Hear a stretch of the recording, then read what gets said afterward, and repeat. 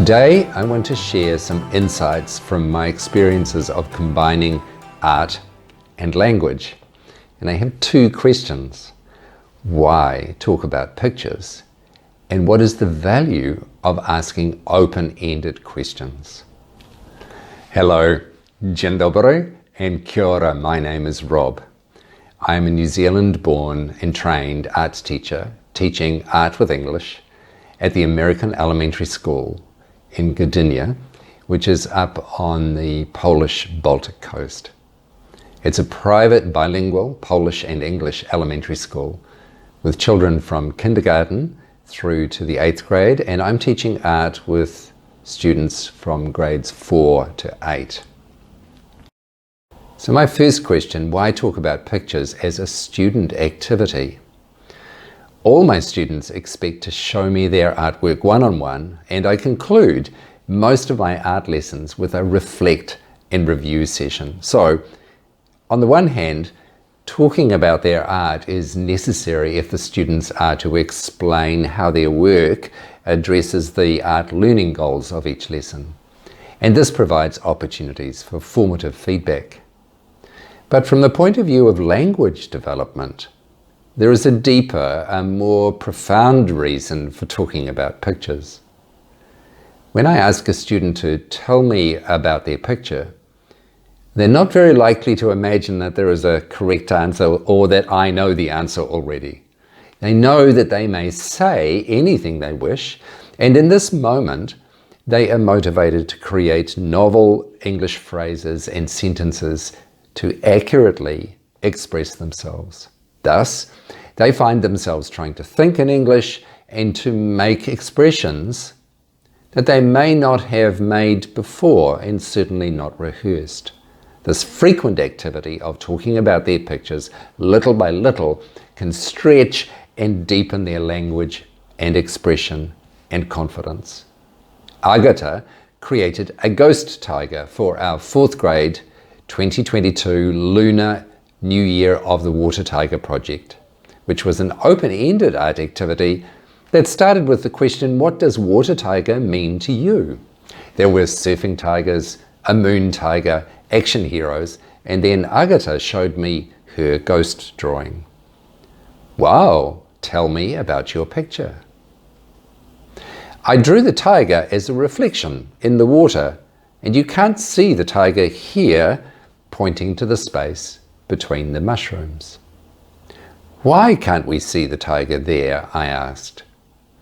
Because the tiger had done something during its life, and when he died, he got stuck in this pond. Maybe you can write that at the top of the picture. Back at her desk, she asked me, how do I spell mysterious? Agata knew what her drawing was about, but she had to find a way to express that in English. Through the verbal exchange, she clarified her explanation and added new words, and then she reinforced her learning through writing.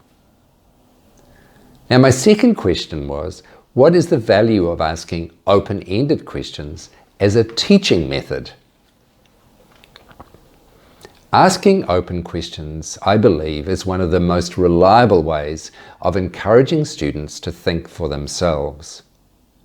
As with Agata, my go-to starter is, tell me about your picture, as we both look at their picture. I may follow up with specific probes for more about something they mentioned by simply saying, tell me more about that. I also use descriptive observations as the basis of follow-up questions. For instance, I might say, I notice the blue is darker here and paler over here. Can you tell me about that? I delay my own interpretations or reflections on the picture, my feedback, until after I've listened to the student use their English to describe and explain and interpret for themselves. My role is to model good listening and to consistently demonstrate genuine curiosity and interest in each student's thoughts and feelings. This produces wonderful rewards. Students learn that reflecting on and talking about their own art Using English is an expected and everyday activity in the art room.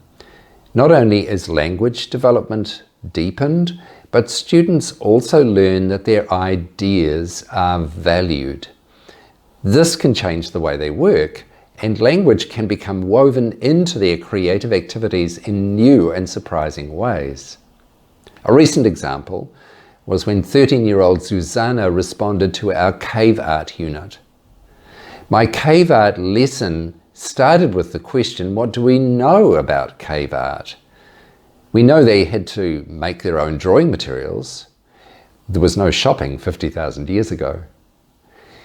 We also can imagine it took time to find suitable caves deep underground for their work, and we know that these people were very observant artists to draw so many animals with such precise accuracy in near dark conditions and entirely from memory. From all this, we can surmise the animals were special, familiar, and memorable to our ancient ancestors. And on that basis, the students were asked to think about what was so memorable and special to them personally that they could draw it entirely from memory, without photos, and without Dr. Google. Then they were to find or create a cave-like place in their room for their drawing. We were working online at the time.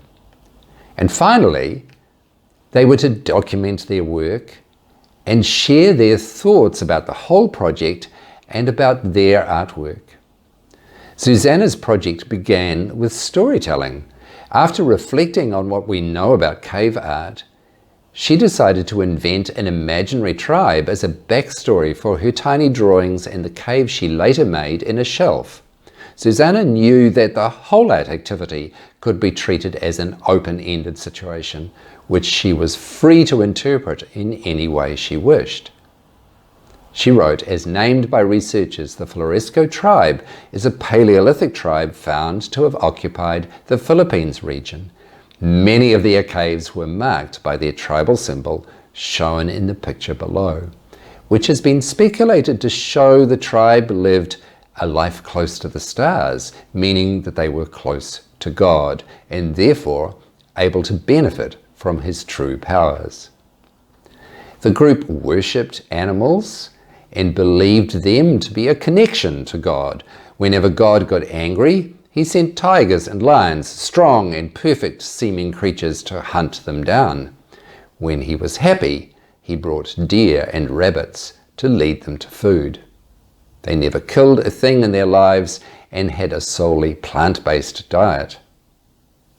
What they considered the manifestation of God's powers was their, to this day, unexplained ability to brew various potions, ranging from healing to what is thought to be levitation. The tribe is known to have developed a picture-based informational system taught to children in dedicated to it classroom-like sections of their caves. They are thought to be a decently advanced society for the Paleolithic ages. It is still a mystery of how the tribe survived some of the colder winters. As plants withered and berries quickly ran out, it is suspected that one of their fantastical brews could have kept them from starving. However, there is no way to prove theories of that kind. I hope these two examples reveal how students talking about their pictures and teachers asking open-ended questions can aid language development and empower students to be independent thinkers and capable of reflecting on their learning experiences in their new language.